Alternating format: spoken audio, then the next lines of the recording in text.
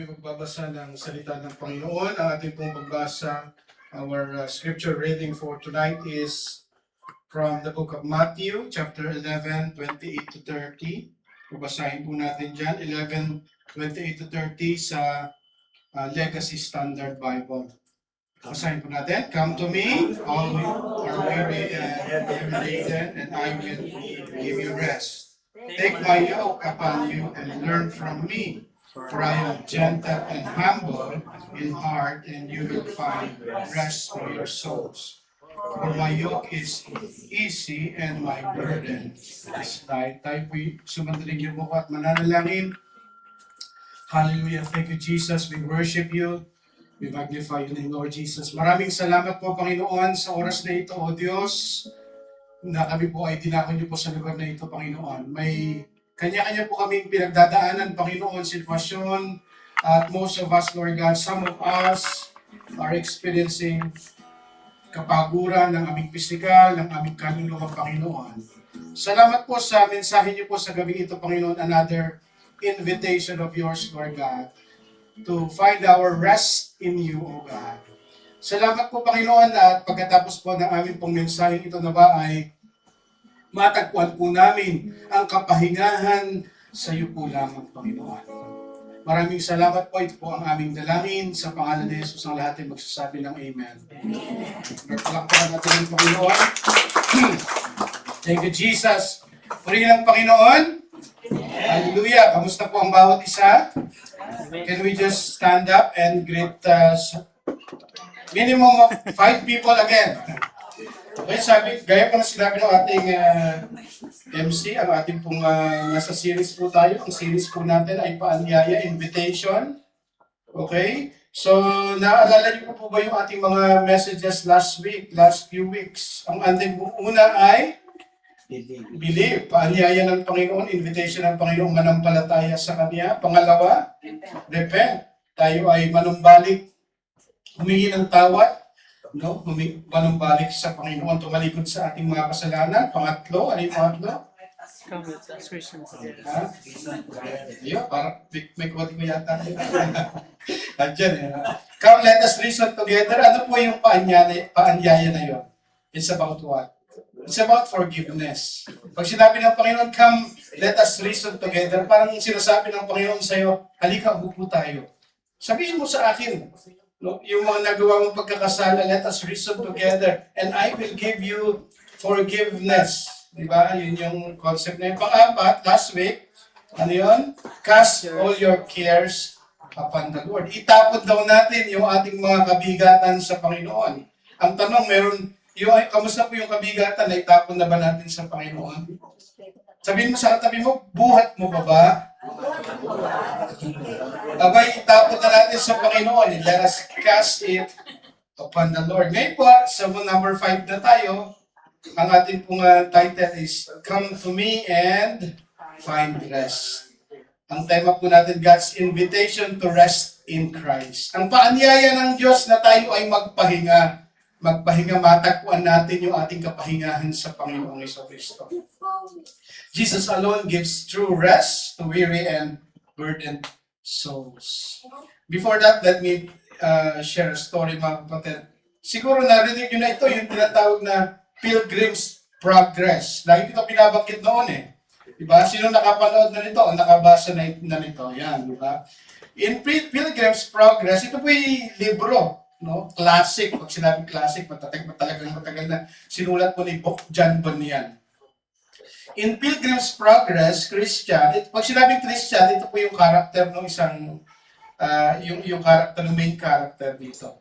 In Pilgrim's Progress, Christian begin his journey with a massive burden strapped to his back. Ito pong si Christian, pangalan ng tao, yung main character, meron po siyang malaking kabigatan sa parang bag na dala-dala.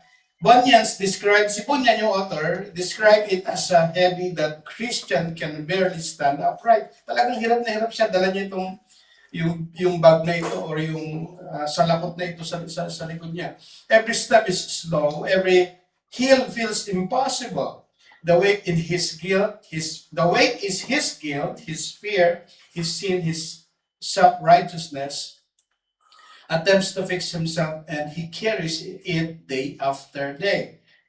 Along the way, Christian meets people who offer advice. No? Kasi meron siyang kabigatan yun. Tandaan niyo yung kabigatan na yun, yung dala-dala niya, yung parang bag na yun yung kasalanan, yun yung pagsisikap niyang maging matuwid sa sarili niya, yun po yung ibig sabihin nun. Ngayon, along the way na kanya pong journey, may mga tao siyang na-meet.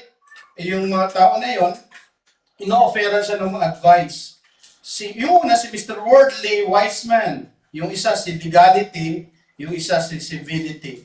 Each promising a way to remove the burden. O, sinasabi nila, ito, gawin mo ito ang gawin mo.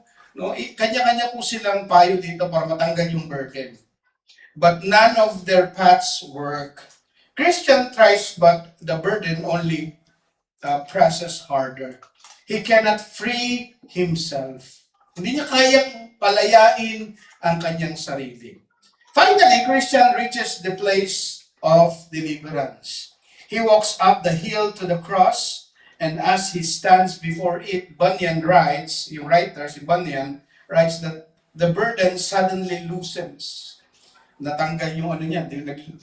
Nag-climb daw siya dun sa place of deliverance. He walks up to the hill to the cross. No? Suddenly, anong nangyari? Nawala yung kanyang kabigatan. Yung kanyang dinadala. Bunyan writes that the burden suddenly loosens. It slips from his shoulders. It falls to the ground. It rolls down the hill. It tumbles into open grave. And it is gone forever. Minsan, ganun tayo mga Kristiyano, we kept trying na tanggalin yung lahat ng kabigatan na meron tayo. Mga bagay na gumugulo sa atin, ng mga bagay na nagpapahirap sa atin, mga nakaraan nating nagiging mabigat at hindi tayo makaahon at hindi tayo makausad sa ating pananampalataya. Christians sabi nito, Christian didn't remove it, Christ did it. Si Christian daw, yung main character, hindi niya niremove yun. Sino ang nag-remove? Si Christ, si Jesus Christ. We live in a tired world. Namubuhay po tayo sa mundong nakapapagod. Diba? Pagka lumabas ka lang, paggising mo ng umaga, everyone is busy. Diba? Parang paggising mo pa lang, kailangan mo nang may gawin. Paggising mo pa lang, wala ka ng oras para umupo at magmuni-muni at manalangin. Parang wala na, kaya nga we live in a tired world. People are physically exhausted from work. Sino dito araw-araw na lang pagod na pagod physically. Lalo na yung mga manual yung kanilang trabaho, talagang very exhausting. They are emotionally drained by relationships. Nakakapagod magtrabaho. Nakakapagod. Tapos, minsan napapagod pa tayo sa mga relationship na meron tayo. Paulit-ulit na problema, suliranin sa pamilya. They are mentally overwhelmed by anxiety. Diba? Talagang hirap na hirap tayo sa mga isipin sa buhay, problema, suliranin. They are spiritually burdened by guilt and sin. Ito yung pinakamatindi. Kasi yung physical, itutulog mo lang yan, babawi ka eh. Pero yung spiritual, mga kapatid, if you are burdened by sin, if you are burdened by spiritually, by guilt, nahihirapan kang umusad, ang nangyayari sa atin, talagang hirap na hirap. No? Kaya ito yung ino-offer ng Panginoong Hesus. Ito yung ini-invite niya sa atin sa gabi ito. Many people look for rest in vacations, entertainment, money, success, hobbies, or even religion. Okay, napapagod tayo physically. Napapagod emotionally, napapagod spiritually. Kaya ang tao, maraming kung ano-anong ginagawa. No? Yung iba, dinadaan sa hobbies. Hindi naman masama yun, pero pag nagiging, yun na lang yung avenue mo, minsan mapapagod ka lang din eh. Diba? Lalo na kapag ang problema mo ay spiritual, pero hobby ang pinagtatakip mo doon sa iyong kapaguran, spiritual, hindi kaya. Diba? Yung iba may tinatawag pang happy hours. Diba? Dahil pagod na pagod, dahil gusto ko lang po mag-happy-happy.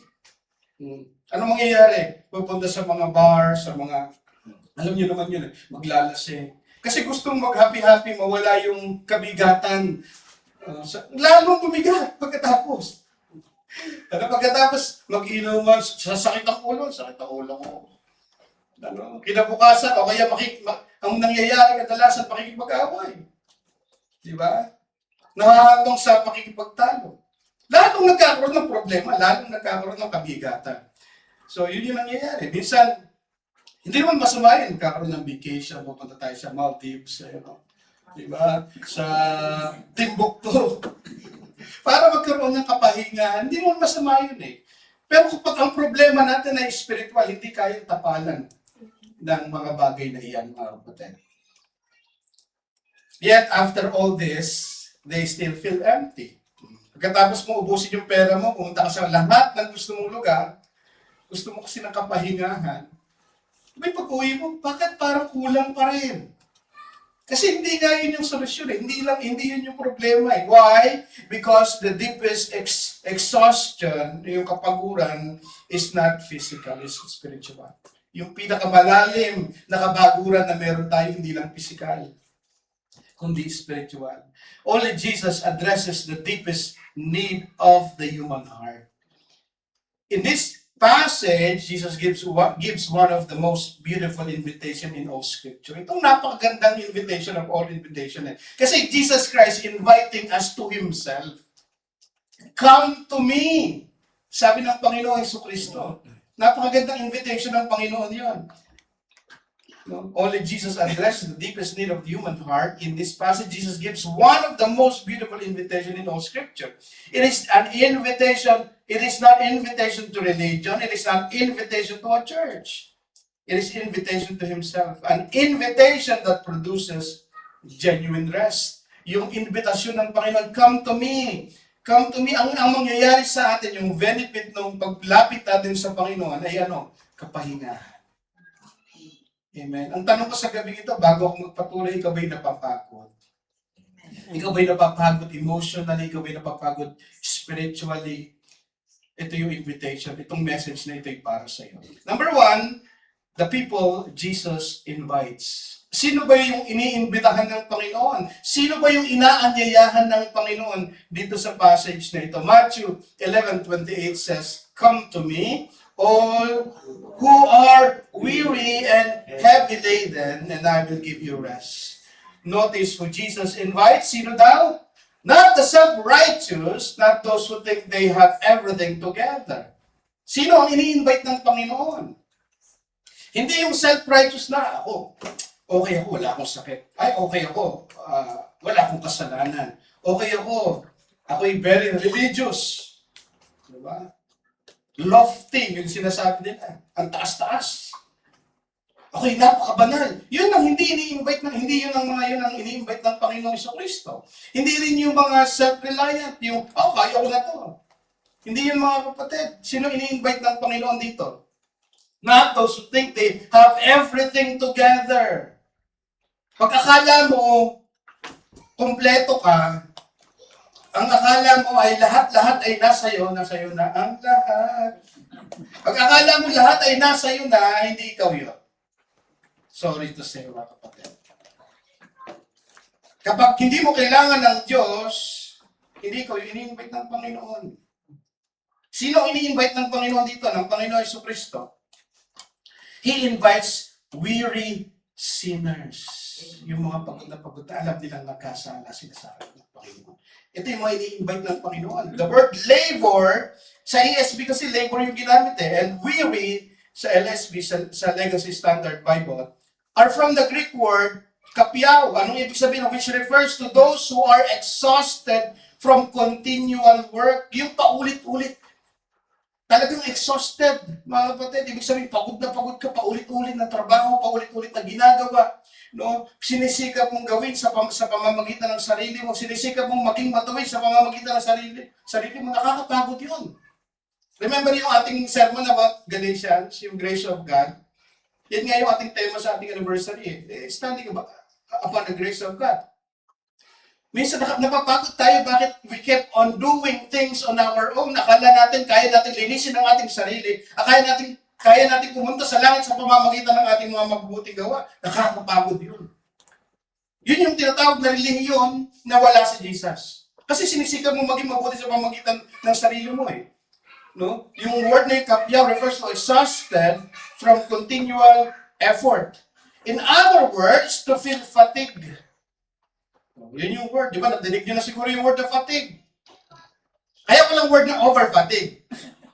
Kasi yung pag sinabi mong fatigue, ano lang yun talaga. No? It goes beyond being tired. Pagod ka na talaga. Kaya nga fatigue eh. Di ba? Pagod na pagod tayo. So yun yung ibig sabihin ng kapyaw, mga word na yun. Yun yung mga taong ini-invite ng Panginoon. Yung pagod ka na. Sinubukan mo na ng lahat. Di ba? Siguro nakapakinig na kayo ng mga ganung kanta. Naalala ko yung kantang isang dakot ng himala. Galing itong mga grupo na ito, galing sa bilangguan. Kami isang dakot na kanyang himala, mga makasalanan, pinupos ng awa, parang gano'n eh. Tapos, sinubukan na ito sa kanta na yun, sinabi niya, sinubukan na daw nila lahat. Hindi daw sila mapatino ng babaeng tinatangi. Sinubukan na rin eh. Hindi na patino eh. Pati kulungan. Maging kulungan daw, hindi sila napatino. Maaaring sinubukan na natin lahat ng bagay pero it fails. Nakakapagod. Buti na lang ini-invite tayo ng Panginoon. The phrase heavy laden refers to carrying a crushing burden upon or often implying a burden placed upon them. Kanina, yung sinabing kapyaw, ibig sabihin weary, you were labored, pagod na pagod tayo, paulit-ulit na mga ginagawa natin, no? Hindi, it fails, sinubukan na natin. Pero yung sinasabi ditong heavy laden refers to carrying a crushing burden na yung pagdala ng mga bagay, ng mga kabigatan, talagang napakabigat, hindi mo kaya. Yun yung ibig sabihin ng heavy laden dito mga kapatid, a crushing burden. Often implying a burden placed upon them. Hindi ikaw. Binigay sa yung responsibility, binigay sa yung kabigatan. Yun yung ibig sabihin ng heavily laden. Kaya sabi dito ni D.A. Carson, isang magaling na interpreter, sabi niya dito, D.A. Carson observed that labor emphasized the weariness that comes from our own striving, whereas heavy laden emphasizes the burden often placed upon us. Nakita niyo yung pagkakaiba? Yung labor daw, kagagawan mo. Yung mga kabigatan, kagagawan mo, paulit-ulit ka, ginagawa mo. No? Maaring kasalanan, paulit-ulit ka, maaring self-righteousness, self-reliance, nakakapagod yun.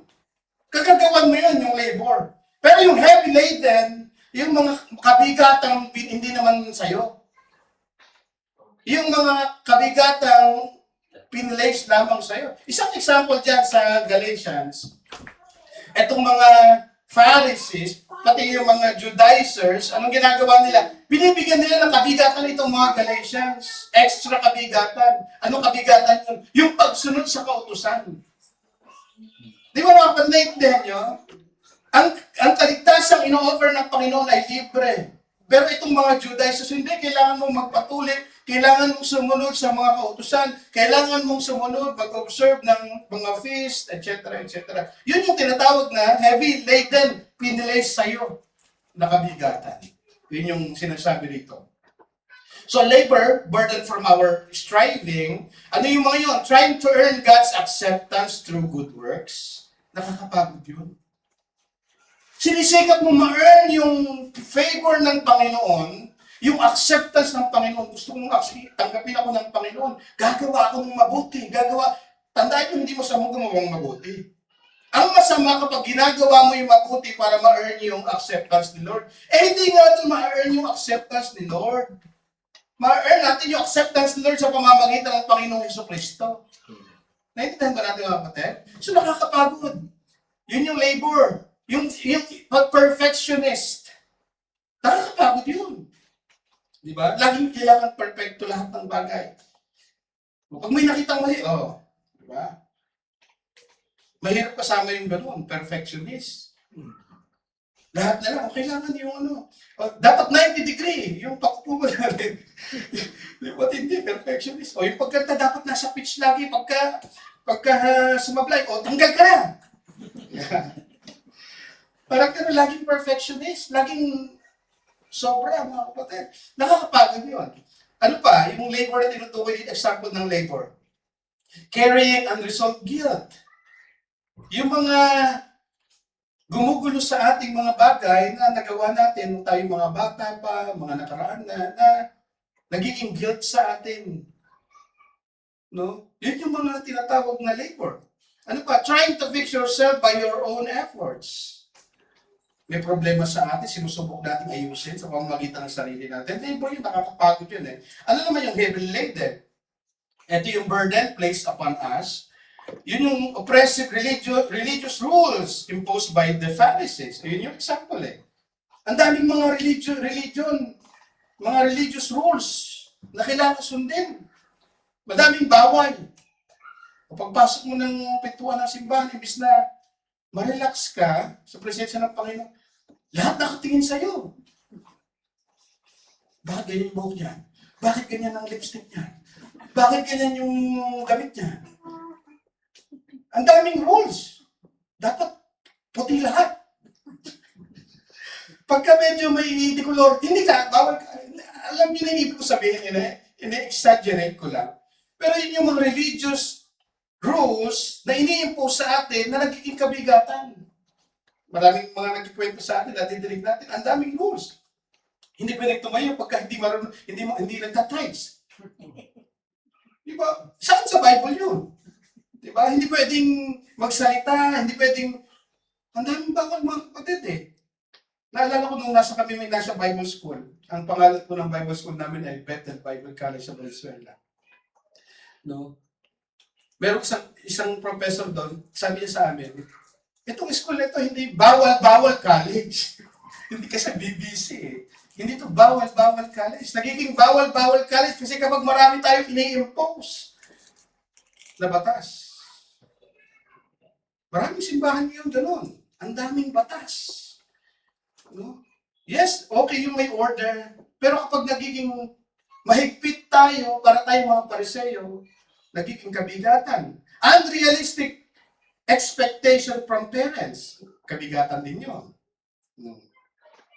Dapat ang grade mo, 99.9%. Okay naman yung i-encourage mo yung anak mo, gawin mo yung the best mo, anak.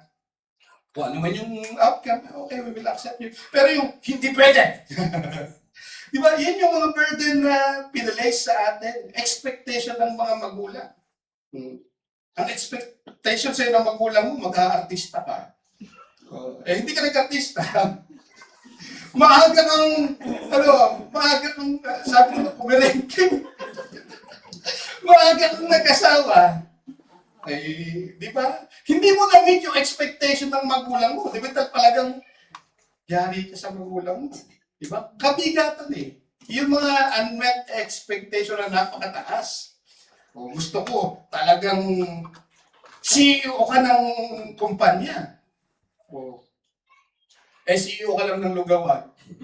Hindi mo na-meet yung expectation ng magulang mo. Nagiging kabigatan sa atin yung mga bagay. Nakita niyo ba yung pagkakaiba ng tinatawag na labor at saka heavily laden? Yung labor, yung mga bagay na sa atin.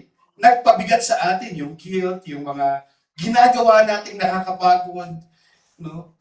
Yun namang heavily laden, yung mga binigay sa atin, yung mga pinasa sa ating mga kabigatan. So yun yung mga tao tinatawag ng Panginoon, yung mga may kabigatan ito. So sin produces weariness. Nakakapagod ang kasalanan, mga kapatid. Bakit? Sabi dito, sin always promises happiness, but it delivers slavery. Tandaan natin, ang kasalanan, nangangako palagi yan ng kaligayahan. Ito, masarap to. Okay, halika rito, masaya to. Pero pag nagawa mo na, burden, kabigatan ang bibigay sa atin. But it delivers slavery. Halika dito, tumikim ka. O pag tumikim ka naman, ma-addict ka. Tandaan nyo sin always promises happiness, pinapangako niyang kaligayahan, pero ang totoo mga kapatid, sinasakop lang tayo, inaalipin lang tayo ng kasalanan, kahit anong kasalanan pa yan. Kahit sabihin nyo, harmless naman po yung kasalanan ko, Pastor. Ang kasalanan ko lang naman ay magiging shopaholic. Harmless po yan. Hindi, it will enslave you. Di ba? Art to cart, add to cart. Oh. Check out, check out, check out. Add to cart, check out. Oh. Hanggang may slave ka na. Hahabol-habulin ka na ng bangko. Wala ka namang bayad eh. Akala niya masaya, harmless. Pero kasalanan pa rin out of control. Nakikita natin sa una lang masaya. Hindi kayo mapatid? Yung kasalanan sa una lang masaya. Pero i-slave tayo niyan. David described the burden of unconfessed sin. So Psalm 32 verse 3, sabi dito, when I kept silent about my sin, my bones wasted away. Unti-unti kang kakainin. Kapag yung kasalanan mo, tinagutako mo, sinarili mo, hindi mo ikinukumpisal sa Diyos, unti-unti kanyang kakainin. Ayan, sinasabi niya ni David, parang yung aking buto ay kinakain unti-unti ng mga kasalanan, hindi ko kinukumpisal sa Diyos. Guilt is heavy burdens. Or heavy burden. Shame is exhausting. A guilty conscience gives no rest. Kapag kayong ating konsensya, lagi tayong binabagabag ng mga kasalanan nagawa natin noon, nakakapagod. Mga kapatid, nakakapagod. People try to ignore it through pleasure, entertainment, alcohol, career, relationship, even religious acts. O ngayon, yung guilt na yun, yung kasalanan, hindi mo kinukumpisal sa Diyos, napapagod ka, ang ginagawa mo, entertainment. Maghapon kang nanonood, nagiging addict ka sa substance, alcohol, drugs, and everything. Yun ang ginagawa mo para maibsan yung pagod, yung guilt sa puso mo. Relationship, even religious acts. Ito pang nakakagulat mga kapatid. May mga tao na dahil kinakain sila ng konsensya nila, yung mga kasalanan hindi nila tinitigilan, yung mga kasalanan hindi nila kinukumpisan sa Diyos, hindi sila nagre-repent. Ang ginagawa nila, tinatry nilang tapalan yung guilt na yon sa pamamagitan ng pagiging relihiyoso. Huwag ka mga kapatid, hindi ibig sabihin relihiyoso ay tunay na makadiyos. Magkaiba yun. Ayun mo ba kayo? Amen. Hindi, talagang hindi makabasag pinga, talagang lahat ng bukang bibig ay, Panginoon, praise the Lord, hallelujah, amen. Diba? Kasi praise the Lord. Hallelujah. Talagang lahat ng expression, lahat. Mga kapatid, pag-iinom lang ng tubig, hallelujah. Talagang bumapadyak pa, pero yung pala, pwedeng gano'n, you can be religious. Pwede mo ipakita, parang religious, talagang antindi nito Pero pala tinatago lamang yung guilt. Napakasipag, napakasipag sa ministeryo, yung pala, pwede pala kinakain sila ng kanilang guilt, tinatapanan lang. So may maraming taong gano'n. No? People try to ignore it through pleasure. But none can remove guilt, only Christ can. Ang Panginoon Jesucristo lang ang kaya magtanggal ng guilt na yan. Legalism produces heavy burden. Jesus was speaking to people oppressed by religious leaders. The Pharisees added countless man-made tradition to God's law. Etong mga Pharisees na ito, ang daming inaan sa relihiyon mga kapatid. Ang daming dinadagdag na gawin. Nakakapagod nga naman. But salvation is not earned. It is received by grace through faith. Legalism says, work harder. Pag sinabing legalism, ang sinasabi palagi, work harder, sige pa. O para makamtan mo yung kaligtasan, sige pa. O konti pa. Pero hindi, yung sinasabi ng Panginoong Jesucristo ay ginawa na niya. Amen. Tapos na. Kaya namatay si Jesus Christ sa cross na Calvary, hindi para tayo ay mag-earn ng ating salvation kundi manampalataya sa Kanya. Ang sabi ng Panginoon, come to me. Hindi niya sinabi, mga kapatid, work harder. Sige pa. Hindi nga mga kapatid. Like trials also were the stone. Isa pa, sino pa yung tinatawag ng Panginoon? Sino pa yung ini-invite ng Panginoon na lumapit sa Kanya? Yung mga taong nakakaranas ng mga trials, difficulties. Bakit? Life trials also wear the soul. Nakakapagod sa kaluluwa. Yung mga pagsubok. Naalala niyo si Job, mga kapatid? Ang tindi ng pinagdaanan ni Job. No? Darating yung kanyang servant, namatay po yung inyong mga anak.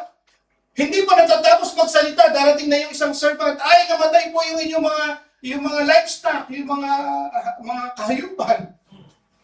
Pangatlo, namatay. Yung mga anak niyo pong babae, ganito. Sunod-sunod, mga kapatid. Matindi yung naranasan ni Job. Financial struggles drains the mind. Ito nga, sino yung iniimbitahan ng Panginoon? Yung mga nakakaranas ng trials, difficulties sa buhay. Yung mga may pinagdadaan ng financial difficulties. Ito rin, tinatawag ng Panginoon kasi nakaka-drain ng mind eh.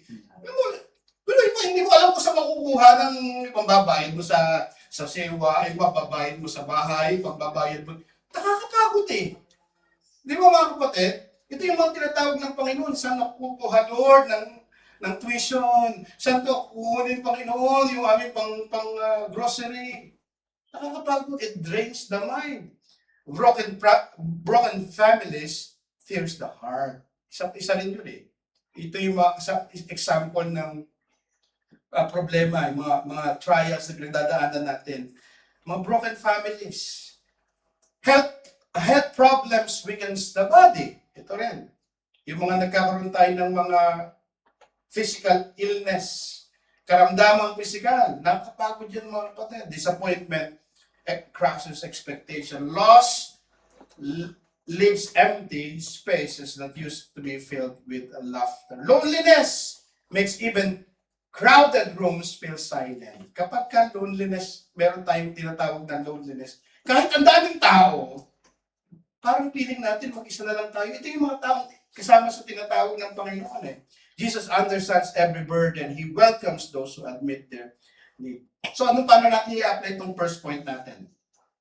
Some people are tired because they carry sins they were never meant to carry.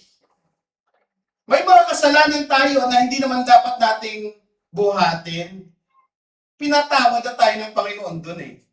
So ito yung isang area mga kapatid eh. Others carry guilt that Christ already paid for. Still others carry tomorrow's worries instead of trusting the one who holds it. Jesus invites everywhere. So may mga tao na nag-aalala sa kinabukasan. No? Nag-aalala sa mga bagay na hinaharap. Pero ang Panginoon, tinatawag niya tayo, Jesus invites everywhere. So lumapit tayo sa Panginoon. Pangalawa, the promise Jesus gives. Una, sino yung tinatawag ng Panginoon? Pangalawa, yung pangako ng Diyos na kanyang ibibigay. Ano yung pangako ng Diyos? Come to me, all who are weary and heavy laden, and I will give you rest. Sabi ng Panginoon, anong pangako niya? And I will give you rest. Notice the certainty. Not I will try, but I will give you rest. Certain yung pangako ng Panginoon eh. Hindi niya sinabi, sige, lumapit ka sa akin, baka sakaling makatagpo ka ng kapahingahan. Hindi. I will give you rest. Sa oras na lumapit ka sa Panginoon, tumugon ka sa paanyaya ng Panginoong lumapit sa Kanya, tiyak ang iyong kapahingahan. Yun ang sinasabi ng Panginoon. Rest is found in Christ alone. Sa Panginoon Jesucristo lang. Unlike many self-help books and mental health advocates, Jesus does not merely give advice. He gives Himself. Yung mga self-help books, yung mga mental health advocates, sasabihin lang, napapagod kayo, exhausted kayo, anxious kayo, ito ang gawin ninyo, ito ang... Nagbibigay sila ng advice. Pero ang Panginoon, anong binibigay niya? Sarili niya. Kasi ang kapayapaan, ang kapahingahan, na kay Kristo. Amen. Hindi siya nag-advise, ito, gawin mo, ito, hindi. Sabi niya, lumapit ka kasi doon lamang natin matatagpuan ang tunay na kapahingahan sa piling ng Panginoon. Rest is not found in circumstances. Many wealthy people cannot sleep. Hindi pwedeng sasabihin natin, ay, ang pera magbibigay ng kapayapaan, ang pera magbibigay ng kapahingahan. Maraming mayaman na hindi makatulog. Kaya kapatid, wala doon. Many famous people live in depression. Kahit sikat pa sila, kahit mga artista. Hindi mga kapatid, depressed eh. Many successful people still feel empty. So wala sa circumstances ang kapahingahan. Sasabihin mo, Pastor, dami kaming problema, mahirap lang po kami. Eh, yung mayaman nga eh. Pag yumaman po ako siguro, pag hindi na nakikita ko sa Facebook, siguro, pag ang sahod ko ay 10,000 dirham na, wala na akong problema. Di ba? Ganun yung usang post eh. Di ba? Masaya na ako kapag ang sahod ay ganito, sa Pilipinas, 50,000. O, yan. Eh, pagka nagkaganon ka ng sahod, may mga ganung sahod, problemado pa rin eh. May ganung sahod, wala pa rin kapayapaan at kapahingahan eh. Wala doon mga kapatid. Wala rin sa tao. Wala rin mga kapatid. Baka katulong yung mga tao sa kapahingahan natin minsan, pero wala doon yung ultimate rest. Nasa Panginoong Jesucristo. True rest is not the absence of problem. It's in the presence of Christ. Tandaan natin, ang tunay na kapahingahan, hindi yan dahil wala akong problema. Hindi yan ang tunay na kapahingahan. Hindi lang yan mga kapatid. True rest is not the absence of problem. It is in the presence of Christ. Christ gives peace with God. The greatest burden is separation from God. Ito na, spiritual mga kapatid. Ang pinakakabigatang meron ng lahat ng tao ay spiritual. Yung separation, lahat kasi separated from God. Ang kasalanan ang naghiwalay sa atin sa Diyos. We are separated from God. So anong gagawin? Through Christ, death and resurrection, believers are reconciled to God. Ito ang nangyari. Kasi ang kabigatan natin kasalanan eh. Hiwalay tayo sa Diyos. Ngayon, paano tayo magkaroon ng reconciliation sa Panginoon? Sa pamamagitan ng Panginoon Jesucristo. Romans 5:1, anong sabi dyan?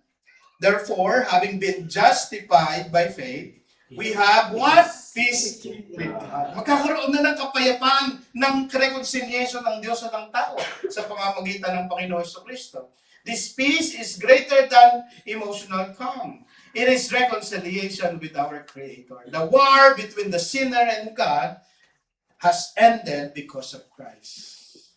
Yung war, kasi tayo, we were enemies of God. Sabi ng Bible, noon tayo hindi pa mananampalataya, kaaway tayo ng Diyos. So, yun yung spiritual na kabigatan ng meron ng lahat ng tao. Na matatagpuan lang natin ang kapahingahan nun sa Panginoong Jesucristo. Christ satisfies the soul. The human heart longs for meaning. Nothing in this world can permanently satisfy it. Only Christ feels the deepest hunger of the soul. Kaya nga sabi ni Agustin, mga kapatid, sabi niya, our hearts are restless until they find their rest in you. Ang puso daw natin ay ligalig. Hindi matahimik ang ating puso hanggang matagpuan natin ang kapayapaan, ang kapahingahan sa Panginoon Jesucristo. Ang puso ng tao, ganun mga kapatid, restless.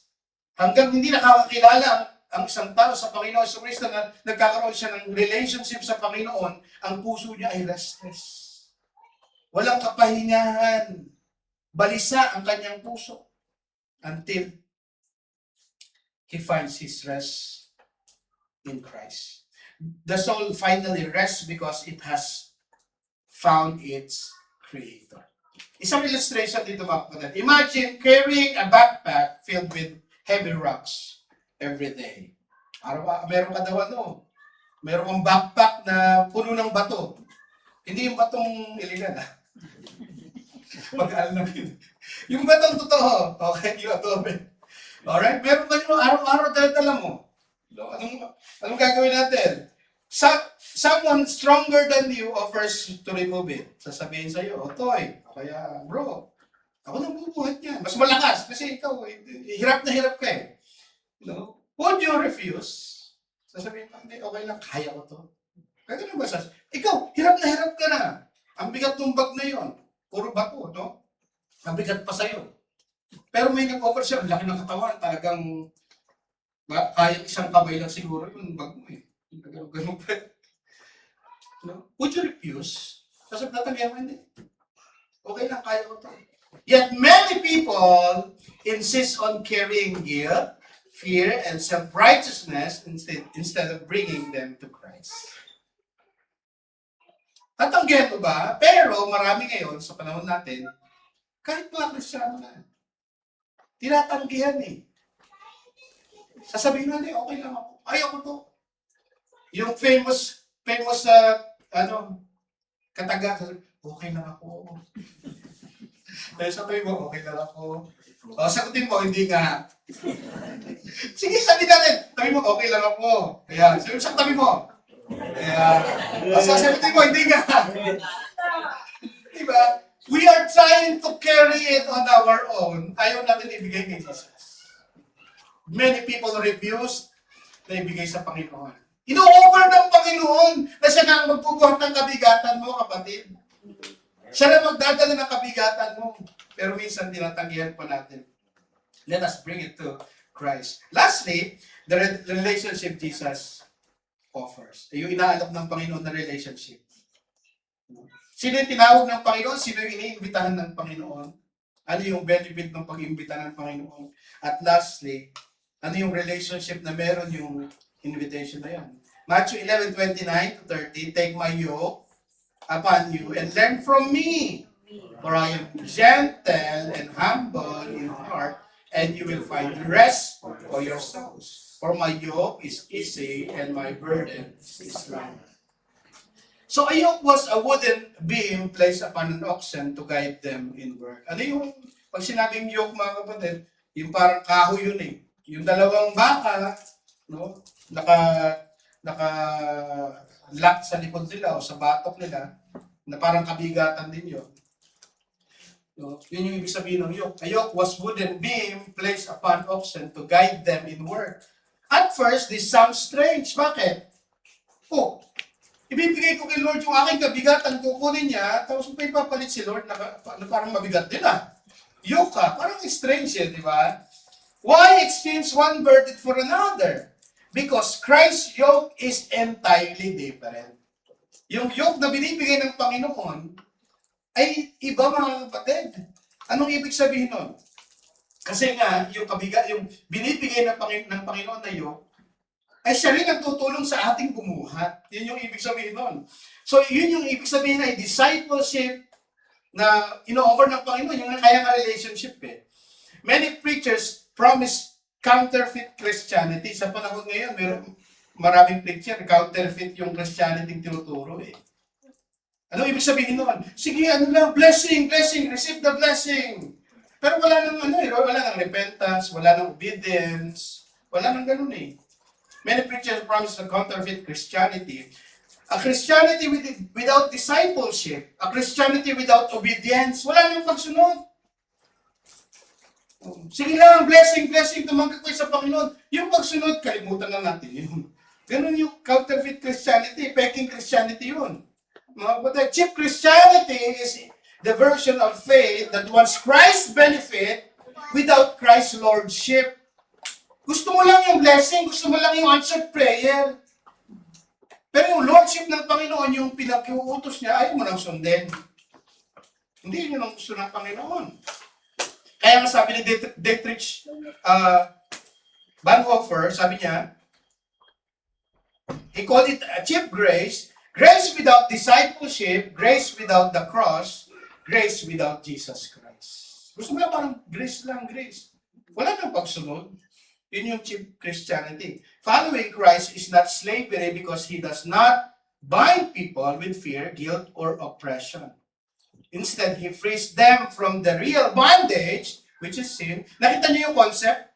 Bibigyan natin sa Panginoon yung ating mga kabigatan, pero papalitan niya ng responsibility, ng pagsunod sa Kanya. Tayo susunod sa Panginoon. Pero yung pagsunod na yun, mga kapatid, hindi oppression, hindi pang-aalipin. No? Sin and enslaved by controlling desires, corrupting decision, and destroying joy. Christ liberates by breaking sin's power and restoring person's ability to live in righteousness, peace, and purpose. His commands are not oppressive because they are rooted in love. Meron pa rin responsibility binibigay yung Panginoon. Kaya nga discipleship, susunod tayo sa Panginoon. Magpapasakop tayo sa kalooban ng Panginoon. Yun yung yoke na sinasabi ng Panginoon. Ipapalit ko yung yoke. Pero yung yoke ko ay magaan.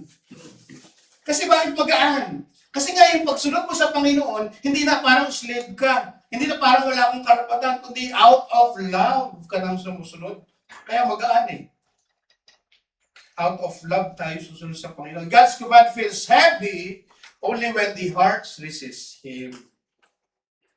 Yung yoke na binibigay ng Panginoon, kapalit ng burden mo binigay mo sa Diyos, bibigyan kanya ng yoke, yung pagsunod mo sa Panginoon, yung pagiging ituturing mo ang Diyos na master mo. Hindi yun mabigat, mga kapatid. Hindi kabigatan yun kasi out of love kasusunod sa Panginoon. Kaya masabi natin, God's commandments feel heavy only when the heart resists Him. Mabigat lang yun sa mga taong pasaway. Mabigat lang yun kapag ayaw mo sundin si Lord. Amen. Yun yung mga kapatid. But when love for Christ fills the heart, obedience becomes joyful. Masayang sumunod sa Panginoon pagka out of love eh. Bakit ka nagsisimba? Love ko si Lord eh. Di ba? Bakit ako nagtatites? Bakit ako nag-offering? Bakit ko si Lord? Kaya may nag-message sa akin kanina mga kapatid, Pastor, hindi mo na po ako makakapag-tithe. Sabi niya sa akin, nag-message sa akin. Kasi po, ganito, may sikasuhin po ako ganito. Sabi ko, kapatid, hindi natin nire-record kung sino yung nagtatites. Hindi ko binabantayan ako. Iyan ay relationship mo sa Panginoon. Kung magtatites ka, mag-offering ka, sa Panginoon yan. Hindi tayo dito walang pilitan dito. Masarap sumunod sa Panginoon kapag hindi pilit. Sabi ng Biblia, anong sabi doon? Give cheerfully. Out of heart. Yan ang masarap magbigay, mga kapatid. Hindi yung, okay, ito po mga kapatid, yung mga nag-test last month.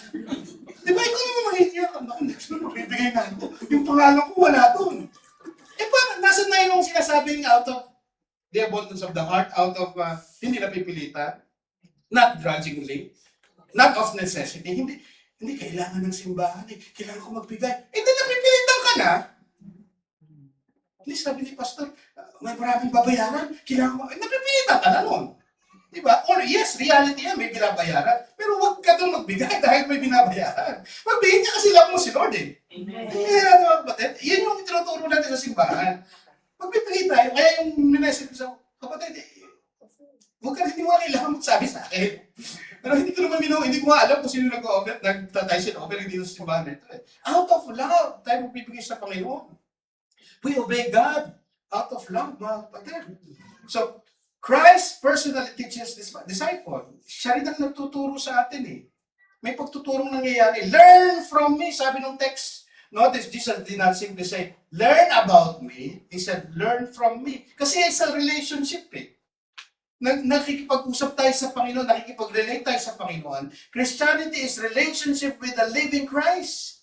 He shapes our hearts. He transforms our minds. He leads His people daily. Kaya hindi lang learn from me, no? Hindi lamang learn about me, kundi matuto ka sa akin kasi may living relationship tayo sa Panginoon. Kaya yun yung sinasabing yoke natin, mga kapatid, kailangan tayo sumunod sa Panginoon, mag-aral sa Panginoon, matuto sa Kanya. His yoke is easy and His burden is light, sabi ng text natin. This does not mean the Christian life is free from suffering.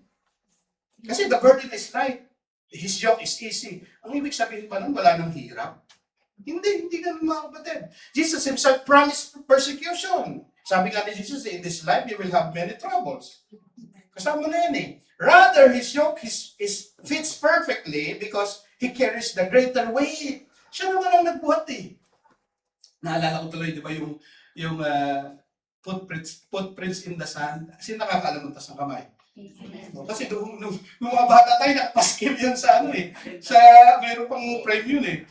Footprints in the sand. Diba sabi niya doon, naglalakad daw siya, tapos kasama niya si Jesus. Napapansin daw niya yung footprints nung naglalakad na siya. Dalawa na lang. Nung una kasi naglalakad siya kasama si Jesus eh. Later on, nung lumayo na siya, nagtataka daw siya. Bakit yung footprints, dalawa na lang. Kasi dapat apat, di ba? Naglalakad eh. Bakit dalawa na lang? Sabi niya, nasa na si Jesus? Nasa na si Jesus? Wala na, iniwan na ako ni Jesus. Yung pala, si Jesus, kineri na siya. Footprints na lang ni Jesus yun. Ganun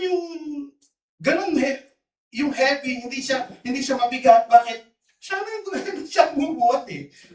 His yoke is not heavy. His burden is light. The Greek word translated easy, Christos, carries the idea of kind, good, well-fitting, and beneficial. Christ's yoke is not harsh or oppressive. Yung yoke na binibigay sa atin, yung responsibility. Kasi ang gusto ng iba, Christianity walang responsibility. Christianity walang pagsunod. Hindi yung ino-offer ng Panginoon. Ibigay mo sa akin yung kabigatan mo, meron akong yoke na ibibigay sa iyo. Responsibility, obedience, discipleship, pagsunod, yun yung binibigay ng Panginoon. Pero siya rin ang bubuhat. It is gracious because He enables His people to bear it. Siya rin ang nagbigay ng lakas para sa ating buhatin yun. Yun ang maganda mga kapatid. Di ba yung kinakanta natin gano'n, by the grace of God. Nakakatayo tayo, ginagawa natin yung mga bagay-bagay. Sa biyaya ng Diyos. Siya rin ang nagbigay sa atin ng lakas. We never carry life alone. The one who calls us also walks besides us. Tinawag tayo ng Panginoon. Siya rin ang kasama natin. So, let me close this message. The Christian life is not simply receiving forgiveness. It is walking every day with Christ. Every burden becomes lighter because we carry it with Him. Jesus gives threefold invitation. Ano yung invitation ng Panginoon? Una, come to me. Salvation begins by coming to Christ in faith. Lumapit tayo sa Kanya sa pananampalataya. Pagod na tayo, kakasubok ng lahat ng bagay. We're trying to fix our lives. Sinusubukan ko ayusin ang buhay ko. Hindi. Gusto kong mapunta sa langit. Sinusubukan kong mabubuting bagay. Pero ang ino-offer lang sa atin ng Panginoon, come to me. Yun ang invitation ng Panginoon. Second, take my yoke. Because His disciple. Become His disciple. Follow Him. Yun yung pangalawa. Pangatlo, learn from me. Grow every day under His gracious instruction. The world says, carry your own burden. Yun ang sabi ng mundo. Buhatin mo. Buhay mo yan eh. Yan ang laging nadidinig natin. Carry your own burden. Religion says, work harder. Diba? Pag religion, sige pa. Gawin mo yan para maging katanggap-tanggap ka sa Panginoon. Para maligtas ka, gawin mo yung mga bagay na yan. Ano ang sinasabi ng religion? Jesus says, come to me. Napakasimple ng invitation ng Panginoon. Come to me. No one is too sinful.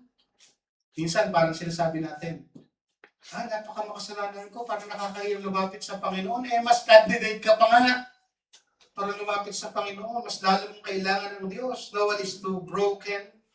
No one is too weary. His invitation remains open today. Come to Christ and you will find the rest your soul has been searching for.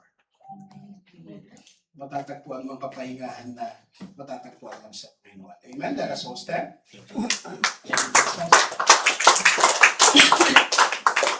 Hallelujah. Tayo po'y manalangin. Panginoon, salamat po.